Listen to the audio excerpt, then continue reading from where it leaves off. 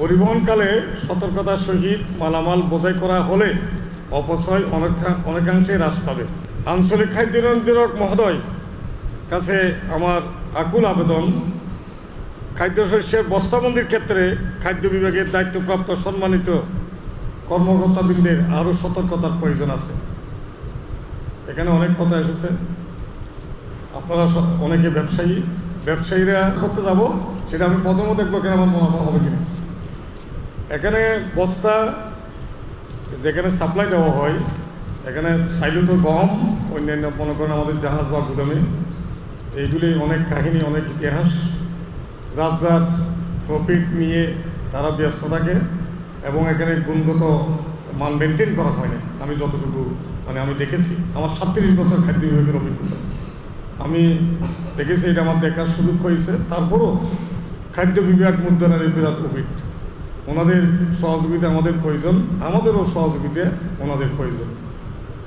আমি বৃহত্তম একটা রাজনৈতিক দলের একজন সাধারণ কর্মী, যদিও আমি বাংলাদেশ খাদ্য পরিবহন ঠিকাদার সমিতির প্রেসিডেন্ট এবং নন পলিটিক্যাল অর্গানাইজেশন।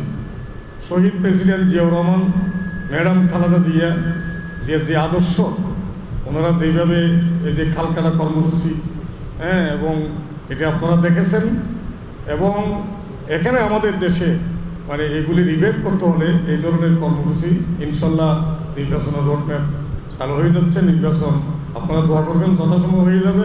নির্বাচিত সরকার আসলে সব ক্ষেত্রে একটা স্থিতিশীল আসবে, সেই বিশ্বাস আমার আছে। চট্টগ্রাম বন্দর আমাদেরকে অনেক কোঅপারেশন দিয়েছে। কি কোঅপারেশন? আপনি কোনো ডকুমেন্ট ছাড়া গাড়ি ঢুকতে দিয়েছি। I am grateful to honourable chairman of Chittagong port authority, director security lieutenant colonel Zahir. ওনারা আমার প্রতি সংবেদনশীল হয়ে আমার কথায় সাড়া দিয়ে কোনো ডকুমেন্ট লাগেনি। একটা গাড়ি ঢুকতে আগে বন্দরে 15 মিনিট দাঁড়াতে থাকতো, সেটা হয়নি। সেটা আমরা করেছি।